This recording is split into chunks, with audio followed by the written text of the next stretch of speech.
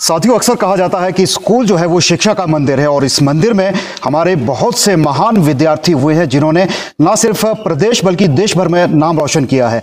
इसी श्रेणी में आज हमारे इस बीच जो है वो भूमिका शर्मा है जिन्होंने 10th के एग्जाम की अगर बात करें तो टॉपर में नाम शुमार किया है अपना, ना सिर्फ जिला में बल्कि प्रदेश भर में।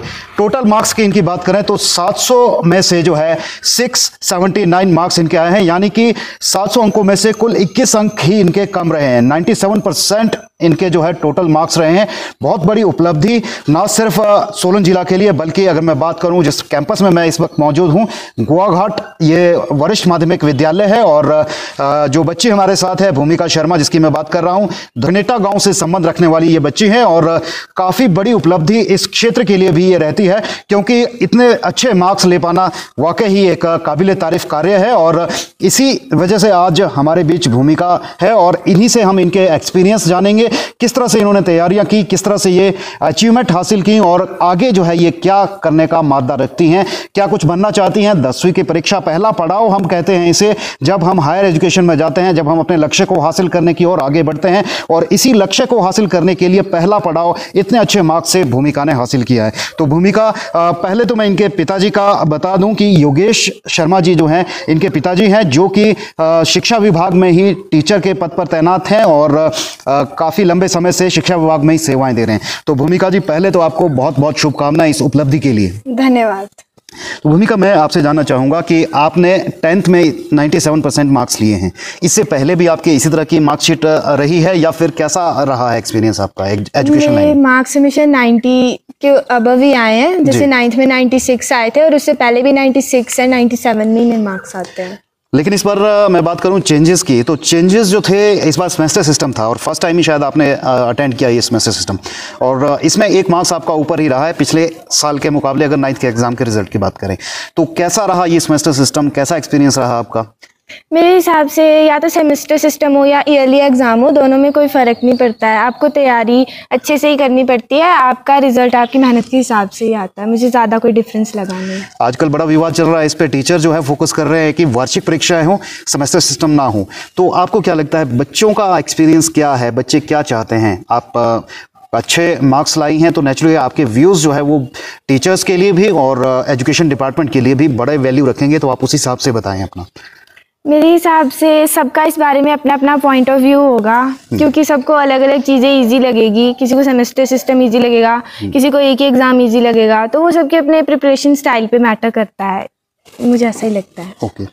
और सबसे बड़ी बात, खास बात, जो हमारे बच्चे भी हमारे साथ इस टाइम व्यूवरशिप होंगे, वो जानना चाहेंगे आपने किस तरह की तैयारियां की थी इस बार और कैसे ये अचीवमेंट हासिल की। तो थोड़ा सा आप प्रिपरेशन के बारे में बताएं ताकि हमारे बच्चे जो आने वाले हैं, जो 10th के एग्ज़ाम अगले साल देंगे, तो वो भी तैयारियाँ कर सकें, वो आपसे सीख सकें। आपने क्या कुछ तैयारियाँ की थी, पेरेंट्स का सपोर्ट कैसे मिला, शिक्षकों का सपोर्ट कैसा मिला, वो सारी चीज़ें, और स्कूल में माहौल, एटमॉस्फेयर की बात करें तो वो कैसा था? मेरे हिसाब से प्रिपरेशन एक बार में हम नहीं कर सकते, मतलब जैसे एग्ज़ाम आएंगे हम तब सारा सिलेबस पढ़ने लगेंगे। मेरे हिसाब से हमें शुरू से ही थोड़ी थोड़ी प्रिपरेशन करते रहना चाहिए, उससे हमें बाद में पढ़ने के लिए इजी रहता है। और जहाँ तक मैं मतलब मेरी सफलता का श्रेय मतलब एक तरह से हम इसे कह सकते हैं, वो मैं अपने माता पिता को देना चाहूँगी क्योंकि वो भी बहुत सपोर्ट करते हैं मुझे पढ़ने के लिए। मतलब मुझे घर में ऐसा एटमॉस्फेयर दे जाता है ताकि मैं ढंग से पढ़ सकूँ। टीचर्स भी मेरी बहुत हेल्प करते हैं, मुझे स्टडी मटीरियल इकट्ठा करने में मेरे टीचर्स ने बहुत हेल्प की थी। और मेरे स्कूल का एटमॉस्फेयर भी बहुत अच्छा है पढ़ने के लिए। यहाँ पे सभी टीचर्स ना हमारे साथ फ्रेंडली रहते हैं ताकि हम अच्छे से पढ़ सकें, हमारे डाउट्स भी अच्छे से क्लियर हो जाते हैं, इसीलिए हमारे मार्क्स अच्छे आते हैं। आपके पिता एक गवर्नमेंट टीचर है और गवर्नमेंट टीचर्स को लिए एक सिनेरियो ये रहता है कि वो अपने बच्चे प्राइवेट में पढ़ाते हैं, लेकिन आपको गवर्नमेंट स्कूल में पढ़ा है। कभी लगता है कि मुझे भी प्राइवेट में होना चाहिए था और सरकारी में नहीं? नहीं, मुझे ऐसा नहीं लगता है। मेरे हिसाब से तो हमें स्टडीज़ तो उतनी करनी पड़ती है। मेरे हिसाब से गवर्नमेंट स्कूल में पढ़ना भी कोई कम बात नहीं है। मैं यहाँ पढ़ने के लिए बहुत ज़्यादा शुक्रगुजार हूँ मेरे माता पिता की। साथियों, मैं मार्क्स जरूर बताना चाहूँगा भूमिका के। इंग्लिश में अगर बात करें, या पहले हम संस्कृत से शुरुआत करते हैं क्योंकि 100 आउट ऑफ 100 जो है वो उसमें लिए हैं और ये हासिल करना 100 में 100, ये वाकई बहुत बड़ी असफलता होती है। तो इस असफलता के जो सारे पॉइंट्स हैं वो मैं आपको बताता हूँ। संस्कृत में 100 में से 100, और इसके अलावा इंग्लिश की बात करें तो इंग्लिश में 97 मार्क्स इनके हैं। और इसके अलावा मैथमेटिक्स की बात करें, मैथ्स सबसे टफ चीज़ों में से आता है, इंग्लिश और मैथ, इससे बच्चे बचते हैं। लेकिन मैथ्स में भी इनके 99 पॉइंट्स जो है वो आए हैं। और हिंदी की बात करें, हिंदी में 92, सोशल साइंस की बात करें तो 95 मार्क्स इनके आए हैं। और साइंस में बात करें तो जो एग्ज़ाम है उसमें 76 आए हैं, शायद आउट ऑफ 80।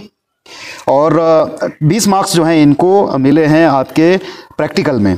इसके अलावा संस्कृत में बता चुका हूँ। और टेक्नोलॉजी में जो है आपके आए हैं 100 आउट ऑफ 100। तो लगभग 2 सब्जेक्ट में आपके 100 आउट ऑफ 100 हैं। तो बहुत बड़ी सफलता है। और आगे की मैं बात करना चाहूँगा कि आपने 10th में इतनी बड़ी अचीवमेंट ली है, आगे आप किस दिशा में जाना चाहेंगी, साइंस, आर्ट्स, कॉमर्स, और क्यों जाना चाहेंगी? आगे का विज़न क्या है, क्या बनने का आप जो है वो हौसला या रखती हैं मादा? मैं एडमिशन ले चुकी हूँ +1 में। मैंने साइंस स्ट्रीम चूज़ की है, नॉन मेडिकल, और मैं आगे जाके प्रोफेसर बनना चाहती हूँ इंग्लिश सब्जेक्ट की। मेरा यही एम है, शुरू से मुझे यही करना था।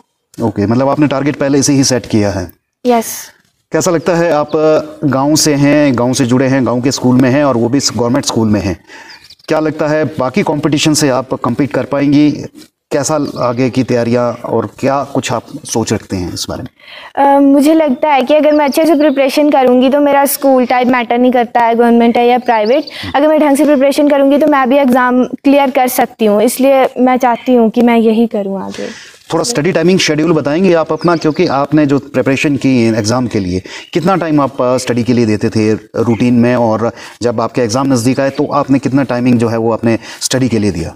मैं रेगुलरली पढ़ने में विश्वास रखती हूँ, इसलिए मैं जैसे ही 4 बजे हमारे स्कूल की छुट्टी होती है, मैं लगभग 4 साढ़े 4 घर पहुँचती हूँ। तो मैं 5 बजे से अपनी पढ़ाई शुरू करती हूँ रात को 8 बजे तक। उसके बाद मैं 8 से 9 नैप लेती हूँ एंड 9 से 10 मैं फिर पढ़ाई करती हूँ। और सुबह उठ के मैं 1 घंटे 5 से 6 बजे तक पढ़ना प्रेफर करती हूँ। इससे मेरा सारा सिलेबस कवर हो गया था पिछली बार।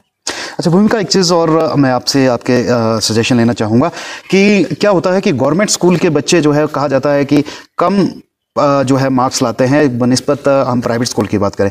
हालांकि इस बार का अगर मेरिट लिस्ट भी देखें तो उसमें जो एचपी बोर्ड के प्राइवेट स्कूल्स हैं उनमें बच्चों ने ज़्यादा अंक हासिल किए हैं, टॉपर्स ज़्यादा रहे हैं।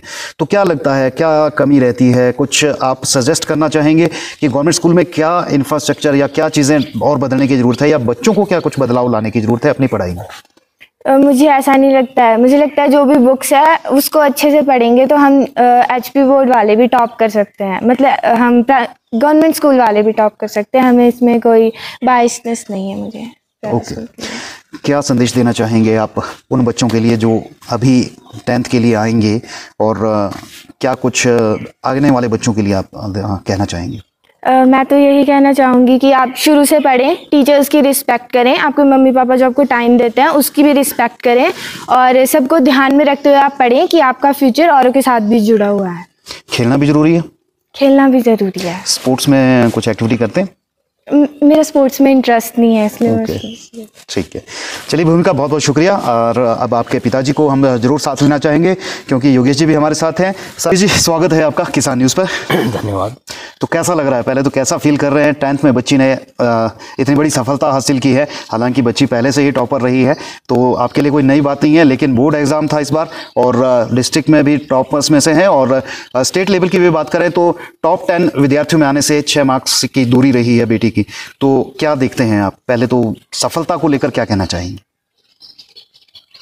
इसके लिए तो मैं बहुत गौरवान्वित महसूस कर रहा हूँ जी, कि बेटी ने हमारा नाम रोशन किया, और जैसी हम इससे आशाएं रखते थे उसने इसको पूरा किया है। जी, आगे आप बेटी जिस तरह से प्रोफेसर बनना चाहती है, आपकी अपनी एक्सपेक्टेशंस क्या हैं बेटी से? जो बेटी चाहती है उसी दिशा में उसको आगे बढ़ाएंगे, या फिर आप अपनी तरफ से भी कोई विज़न रखते हैं कि बेटी को आप कुछ और बनाना चाहते हैं? नहीं, हमने कभी दबाव नहीं बनाया जी, हमने सिर्फ उसको जिसके डाउट्स हैं वो हमने हमेशा क्लियर करने की कोशिश की है, और इसको हमने इंडिपेंडेंट स्वतंत्र रखा है कि ये जिस भी जो फील्ड ये सिलेक्ट करना चाहती उसमें जाए, और हम उसकी उसी तरीके से हेल्प करेंगे। उसमें। एक सवाल जो हमारे व्यूवर्स के मन में भी हो सकता है और मेरे मन में भी है, आप खुद गवर्नमेंट टीचर हैं और गवर्नमेंट टीचर्स के बच्चों को हमने देखा है वो प्राइवेट स्कूल प्रेफर करते हैं। आपने अपने बच्चे को, आप सामर्थ्य आप में था कि आप प्राइवेट में पढ़ा सकते, लेकिन आपने फिर भी गवर्नमेंट को चूज किया और आप खुद इस स्कूल में नहीं हैं, उसके बावजूद आपने इस स्कूल में बच्चे को पढ़ाई के लिए जो है वो आगे भेजा। तो क्या कहना चाहेंगे, क्या सोच के आपने ये कदम लिया? देखिए, मैं स्वयं इसी विद्यालय का विद्यार्थी रहा हूँ जी, और मैं यहीं से मैं भी स्कूल में मतलब जो भी है उपलब्धि मैंने हासिल किया, मैं पहुँचा हूँ जी। और ये एक मतलब ये भी था कि मैं मतलब यहाँ भेजने का ये भी एक उद्देश्य था कि ये जो है ताकि लोगों को सरकारी स्कूलों के ऊपर विश्वास बने जी, कि जब हम अपने बच्चे सरकारी स्कूलों में भेजेंगे तभी मतलब दूसरे भी जो है उसके लिए मोटिवेट होंगे। मुझे लगता है आप यही कहना चाह रहे हैं कि पेरेंट्स को जो है वो स्कूल को ब्लेम करने की बजाय खुद फोकस करने की जरूरत है। खुद फोकस करने की बच्चे के जरूरत है और कुछ नहीं है। अगर मतलब थोड़ा सा, जैसे देखो टीचर्स बहुत ध्यान देते हैं, यहाँ भी जो स्टाफ बहुत अच्छा है, हमारे साथ बहुत कोऑपरेटिव है सही। तो अगर मतलब थोड़ा सा ध्यान बच्चे के ऊपर, हर पेरेंट्स में, अपनी बात नहीं कहूँ, सभी पेरेंट्स से, कि अगर थोड़ा सा ध्यान बच्चे के ऊपर दिया जाए तो ऐसा कोई मैटर नहीं करता है कि वो सरकारी स्कूल में पढ़ रहा है या ये जो है प्राइवेट स्कूल में पढ़ रहा है। हाँ, बच्चा जो है मतलब उपलब्धि हासिल कर सकता है, ऐसा नहीं। जी, चलिए योगेश जी, बहुत बेहतर बात कही और मुझे लगता है हमारे उन सभी किसान भाइयों को जो कि जिनके बच्चे स्कूलों में पढ़ते हैं, चाहे गवर्नमेंट है चाहे प्राइवेट है, ये बहुत बड़ी बात कही है कि बच्चे में अगर टैलेंट है और पेरेंट्स थोड़ा फोकस करें बच्चे की पढ़ाई पर, तो सरकारी स्कूल हो या प्राइवेट स्कूल हो, स्कूल कोई भी हो। और जैसा कि बहुत बड़ा एग्जाम्पल हमारे सामने ही है कि खुद गवर्नमेंट स्कूल में जो है वो पढ़ाई करवाते हैं योगेश जी, और उनकी बेटी खुद गवर्नमेंट स्कूल में है, अपने ही स्कूल में नहीं है, दूसरे गवर्नमेंट स्कूल में है, गोवाघाट स्कूल में, और उसके बावजूद बेटी इतना अच्छा परफॉर्म कर रही है। तो आप भी अपने बच्चों के ऊपर फोकस जरूर कीजिए।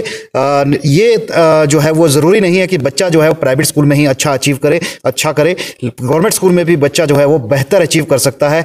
बस ज़रूरत है बच्चे के ऊपर ध्यान देने की, बच्चे को सही दिशा देने की, सही गाइडलाइंस देने की, और आपका बच्चा भी भूमिका की तरह एक नई अचीवमेंट, नई सफलता हासिल कर सकता है। तो फिलहाल ये छोटा सा इंटरव्यू भूमिका का, जो कि गोवाघाट स्कूल में पढ़ती हैं और इन्होंने जो है 97% मार्क्स लिए हैं। इसी उपलब्धि को आप लोगों तक पहुंचाने के लिए हमने ये इंटरव्यू रखा था और उम्मीद करता हूं आपको ये इंटरव्यू अच्छा लगा हो। आप वीडियो को शेयर जरूर कीजिएगा, लाइक कीजिएगा, कमेंट कीजिएगा और फॉलो कीजिएगा किसान न्यूज़। रोज़ाना इसी तरह की अपडेट्स, नई से नई चीज़ें देखने के लिए और जानने के लिए।